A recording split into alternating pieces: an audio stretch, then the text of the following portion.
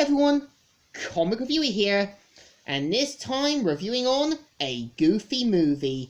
Now, as you know, a Goofy movie is a 1995 Disney animated comedy movie that is supposed to be a continuation from Goof Troop's, which I don't see as the case, as the film does feel like it's its own thing. It feels like it's its own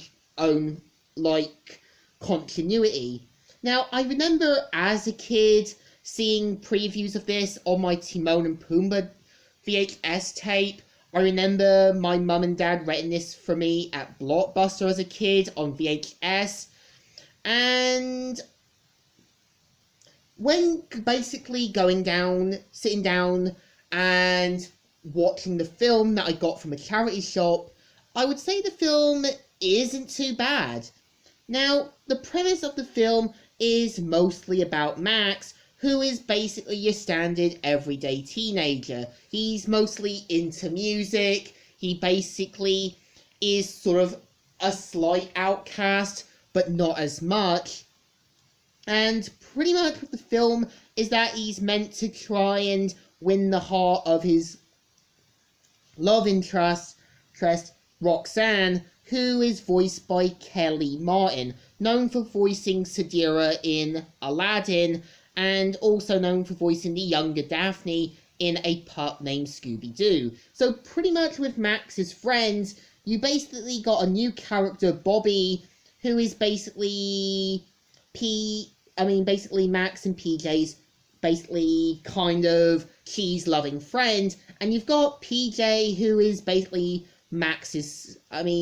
Pete's son, who is basically acts in fear of his own father. And I kind of feel you could have had a fourth friend who could have been a female friend to the Three Stooges, and basically be the one interested in music and having a large collection of Powerline CDs. It could have been interesting because I've had a lot of female friends who've had a lot of CDs of famous musicians. So pretty much with Max is that as soon as he gets in trouble in school for upstaging a kind of big music number, Goofy goes on this kind of father and son retreat fishing trip where him and Max go on a journey to kind of reconnect, and at the same time Max coming up with these tall tales to say that he's met Powerline to Roxanne and tries to quickly change the trip to make it work for him. Now, growing up as a kid who went on road trips with his father, I could kind of relate to the story a little bit, because when my dad was going to pick up things from another place, me and him would basically go on road trips, have KFC, and pretty much talk. And it kind of works. Now, also with the film itself, is that when it goes into musical numbers, you basically have songs like After Today, which is like Max saying, I'm going to do this, I'm going to make Roxanne fall in love with me. And also when you've got the song On the Open Road, you see Goofy as well as other basically drivers like tow truckers, brides and grooms, as well as prisoners going on the open road, which actually works.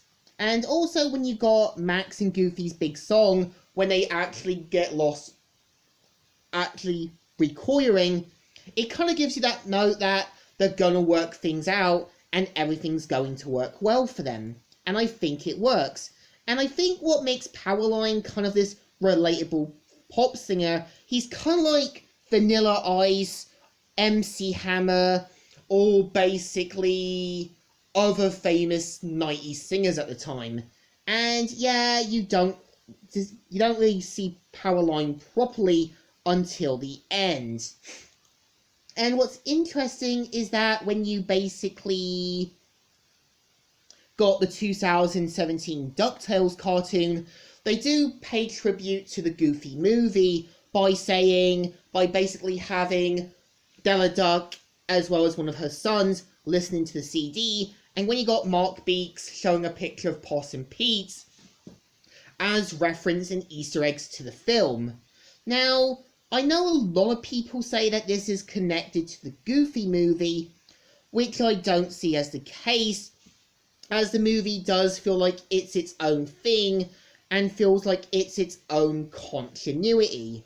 And I think what makes the kind of like part where Max goes to school interesting, it has all the kind of character tropes. The cheerleaders, the jocks, the emos, the nerds, and this is kind of relatable if you've been to school. Now, there were things I would have expected from the film, like having Max competing for Roxanne's affections for another boy, which they slightly do, but it isn't touched upon. And like I said, I don't really see this movie as a link to the Goof Troops, because the movie does feel like it's its own thing. And I do feel when Max and Goofy go on other adventures, there was a lot they could have done with it, but it isn't really touched upon. So I think somewhere a Goofy movie definitely goofed, but slightly yodeled. I think it's not the best, but it's slightly alright. It has a National Lampoon's feel and has a kind of relatable story that works so well. So I think the movie deserves a thumbs up. Still good and still alright. So, Comic Reviewer here, signing out.